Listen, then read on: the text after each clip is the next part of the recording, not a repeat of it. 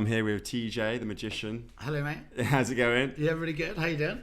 Yeah, I'm good. So you're kind of known as like the charming man, the man that has an effect or a magic effect on people, one would say.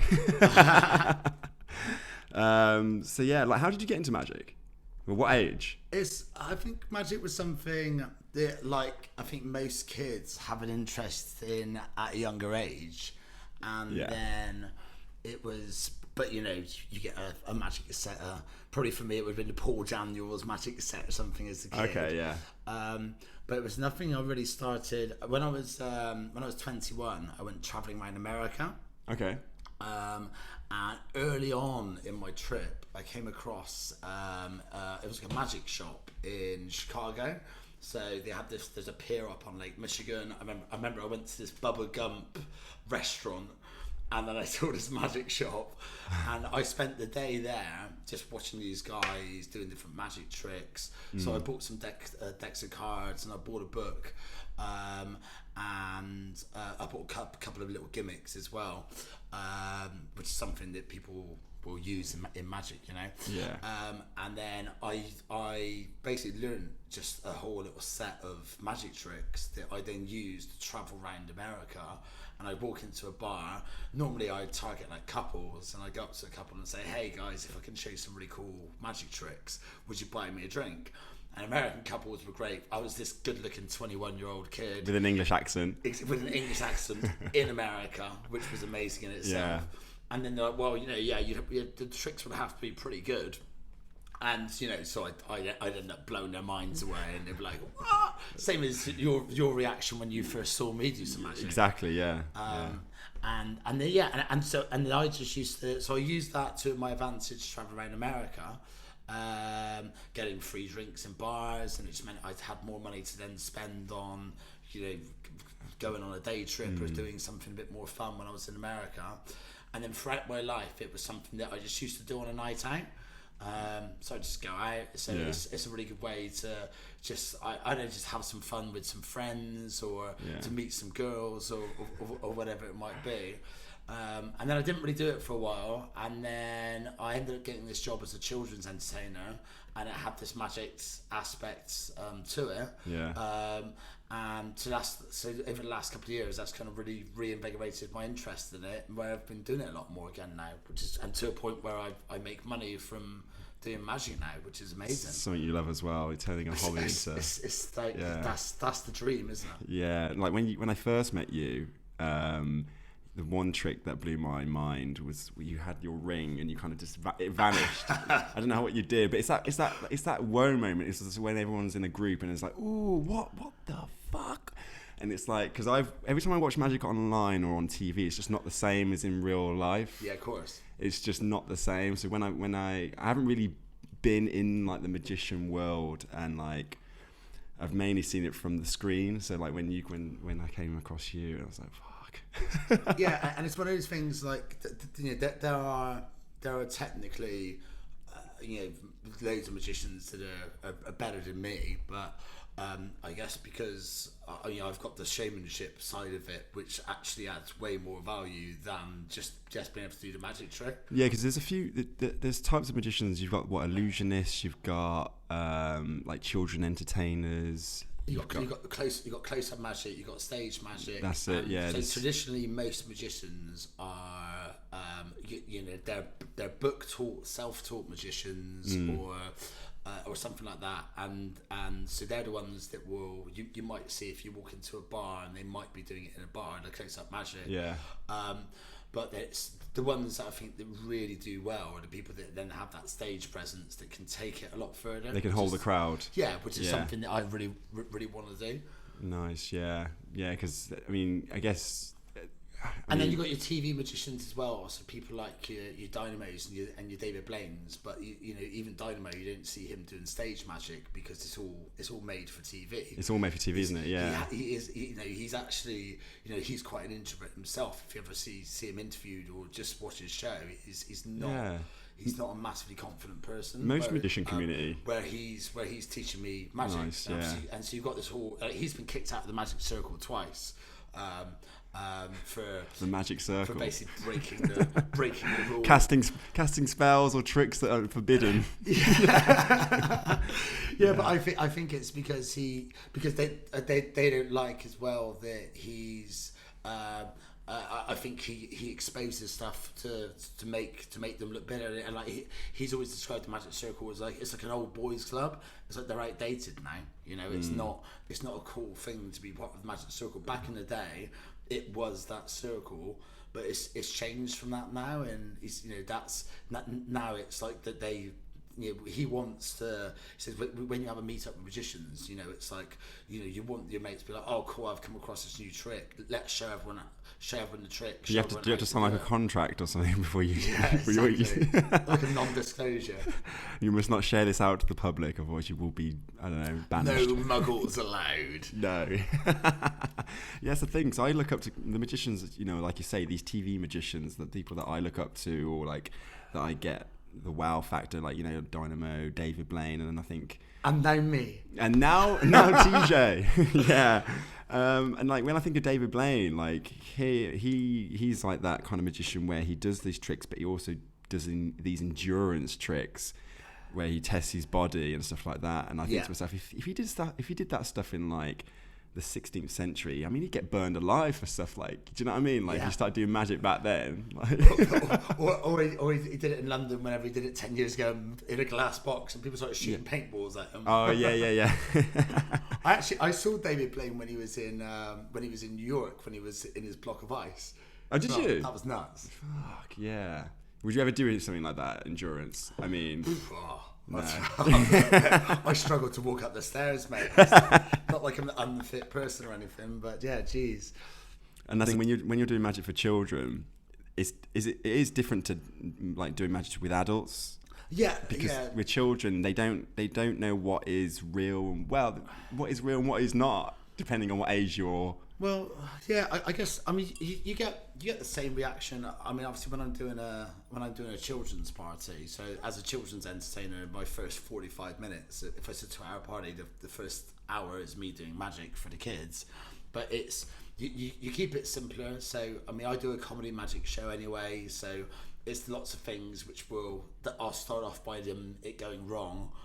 So then when it does go right, it gives it even better, a better kind of crescendo, if I'm just making up a word. Better climax. Yeah, a better climax at the end.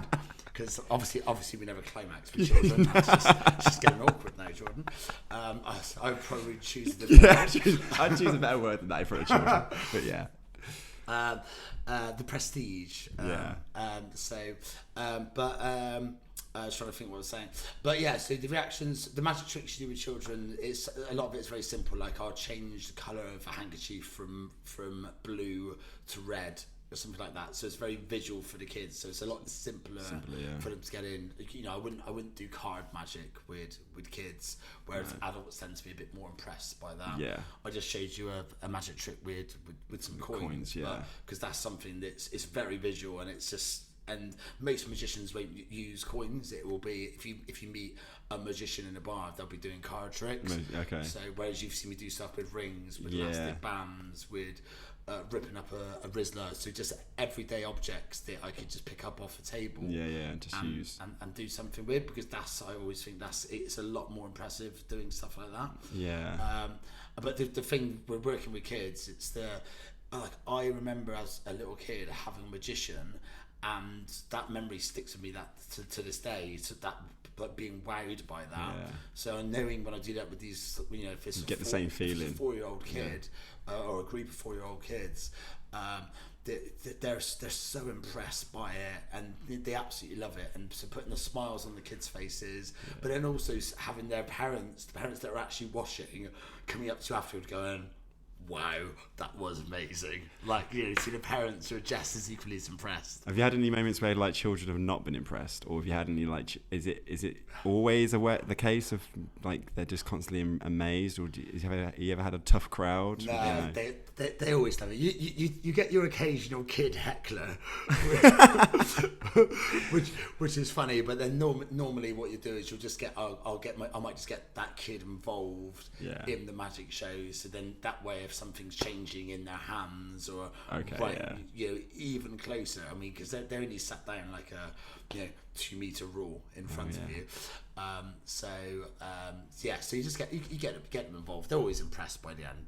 Yeah, that's good. Yeah, I mean, because recently during this like pandemic, you've had to kind of change your way of working and take things online, and I guess that's been quite tough. But now things are starting to get back up into the entertainment world. I guess it's a few rules you have to put in place when doing gigs and stuff. Yeah, and so at the moment with kids' parties, you can only do garden parties. Yeah. And you can only have 30 people there at the moment. But at the start, when it was loose, I think you could only have like 6 kids at a party or something like that. So it's loosening up. Yeah, because sometimes it's not about forgetting the magic trick, but it's also you got to remember it's a show, so it's remembering what you're saying as well.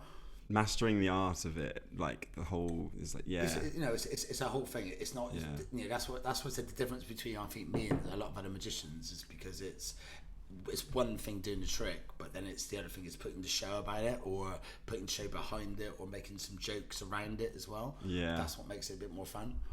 Okay, and do you look to? I guess you've got that community of magicians, and is that something that do you go to them to share? Well, like I said, I've got this one person that's kind of who's effectively like my Jedi master, the guru, the Jedi, my Yoda to my Luke Skywalker.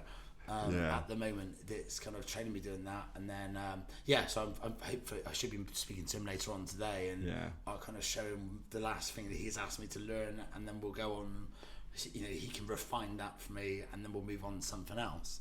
It's okay, yeah. So, but it's good. It's good having goals as well, because there's certain goals I'm working towards. So, I've got a restaurant where I'm going to be having a regular gig with in November.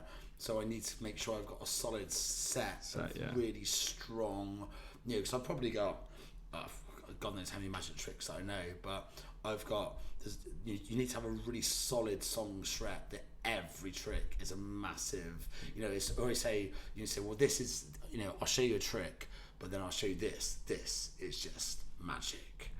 It's like storytelling. Yeah. Just like, flows, and that's the thing you've done. So you not only you're a magician, but you've got the full package of an entertainer. So you do the comedy, you do the magic, and you also do quizzes. You do quiz nights, and you incorporate your comedy with the quizzes. And I guess and also the magic as well. So it's like a full package of just it's. I mean, and that's hosting quizzes has been good for me to. So normally if I ever learn a new magic trick and I want to practice the magic trick, I can then do that at quiz night, because I'm not getting paid to be a magician there. So if I do mess it up, it doesn't really matter. It doesn't really matter so much. But at some point you need to go from practicing at home and practicing in the mirror to then practicing with real people. So a drunken audience at a quiz is the best. It's probably the best audience, isn't it? Yeah, absolutely. Yeah. But obviously the quizzes have been picking up since lockdown. I was doing them as you know, over lockdown. I was doing them on Facebook, so people could play it online and play it at home. And that's, I think, has helped me get some new clients on board, which has been really good. And then, as you've been to a few of my quizzes, So you have this. What's this? So you have. So basically, TJ is known as the quiz master, and he has three rules when doing a quiz. What are they again? So rule number 1 of the quiz is that the quiz master is always right. So I say, my name is TJ, I'm always right. And I'm not just right during the quiz, I am right all of the time. So you make a joke out of it, so it's great. Yeah. So I'm right all of the time. So if you're here with a couple tonight, you guys ever have an argument, you can't decide who's right or who's wrong, give me a call, let me know, I'll tell you who's right. That's rule number 1. Rule number 2 is don't be a dick. Great golden rule. Yeah, it's the same. All of these rules that got developed as because I've done quizzes for a couple of years. So as I was doing quizzes, I used to have people argue with me about certain rules, certain questions. So I was like, right, if we have rule number 1, I'm always right. They can't argue with me. Exactly. And the great thing is when I write a quiz, I would double check and triple check the questions anyway. Yeah. So it means when people do then call it out, I'll remind them of rule number 1.